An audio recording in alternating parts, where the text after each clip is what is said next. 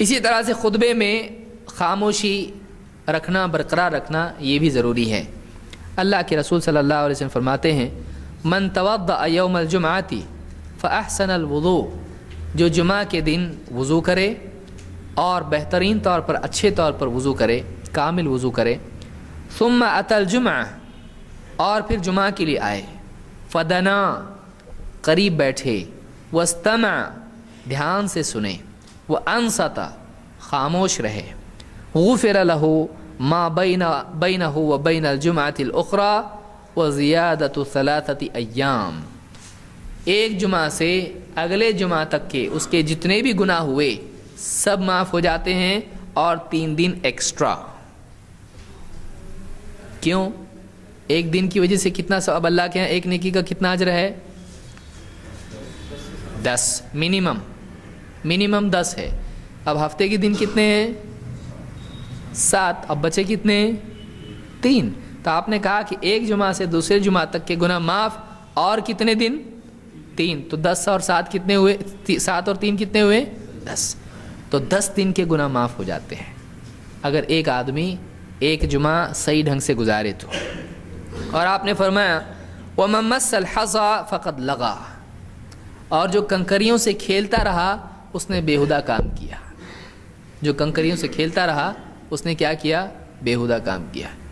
تو اس زمانے میں مسجد میں کنکریاں ہوا کرتی تھی کہ لوگ ریت کے اوپر بیٹھ کے نماز پڑھتے تھے، یا ہماری جیسی چٹائیاں اور قالین وغیرہ اس زمانے میں نہیں تھے، ریت بچھی ہوئی تھی اور ریت ہی پہ نماز پڑھا کرتے تھے۔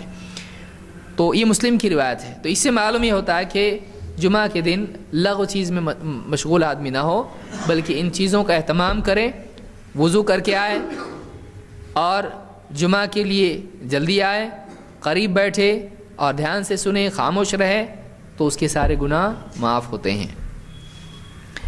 اللہ کے نبی صلی اللہ علیہ وسلم فرماتے ہیں، اس سے یہ بھی معلوم ہوتا ہے کہ خطبے کے وقت خاموشی اختیار کرنا چاہیے۔ آپ نے فرمایا اذا قلت لصاحبک والامام یخطب یوم الجمعۃ انصت فقد لغوت، اگر تو نے اپنے ساتھی سے جمعہ کے دن امام کے خطبے کے دوران کہا چپ رہو جی، چپ بیٹھو، اگر ایسا بھی کہا کسی سے تو نے فضول اور غلط اور لغو کام کیا، بیہودہ کام کیا۔ آدمی بولے گا یہ کیسا؟ یعنی مثلا آپ چپ بیٹھے ہیں، اب آپ کے بازو والا بات کر رہا ہے، کل کیا کھایا، کہاں گیا تھا، سب کچھ اس طرح کی چل رہی ہے اس کی دونوں کی۔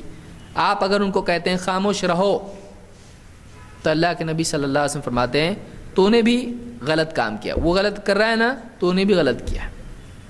کیوں غلط ہوا؟ وہ کیا کر رہا ہے؟ بات سے کیا پیدا ہو رہی؟ آواز سے کیا ہو رہا ہے؟ ڈسٹربنس۔ تو نے کیا کیا؟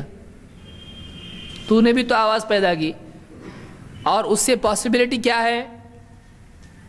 کوئی بھی آدمی اس کو بولے ذرا چپ رہو، خطبہ چل رہا ہے نا، ہاں تم سنو، ہم ہماری بات کر رہے ہیں، اپنا کام کرو، ہاں ایسا بولتا ہے۔ اب بڑھتے بڑھتے کیا ہوا؟ وہ پیار محبت کی باتیں جھگڑے تک گئیں، اور مسجد میں دھوم چالو، دونوں کی مارم پیٹی۔ اب کہے کا خطبہ اور کہے کہ امام صاحب بھی ڈگمگائیں گے خطبے ممبر کے اوپر، ارے کیا ہو رہا دیکھو، ان کو پکڑو ادھر، تو سارا خطبہ کیا ہو جائے گا؟ ڈسٹرب۔ تو اگر کوئی بات کر رہا ہے اس کو اس کے حال پر چھوڑ دیں، اس کا ثواب ضائع ہوا۔ آپ اگر اس کو روکنے میں لگ جاتے ہیں تو جو سننے کا حکم تھا آپ کا، واپس بولیں گے امام صاحب تھوڑا واپس سے بول سکتے آپ؟ نہیں کر سکتے آپ کا کام ہے آپ سنیے امام صاحب کی بات، اس کو چھوڑ دیجئے، آپ اس کو پنکھے کی آواز سمجھیے، اس کو گاڑیوں کی آواز سمجھیے، آپ اس پر دھیان دیجئے، کیونکہ وہ اپنا اجر برباد کر رہا ہے، آپ اس کے ساتھ بزی ہو کے اپنا اجر برباد نہ کریں۔ تو یہ بھی اصول زندگی کا یاد رکھیں۔ اس کو امام البخاری اور مسلم دونوں نے روایت کیا ہے۔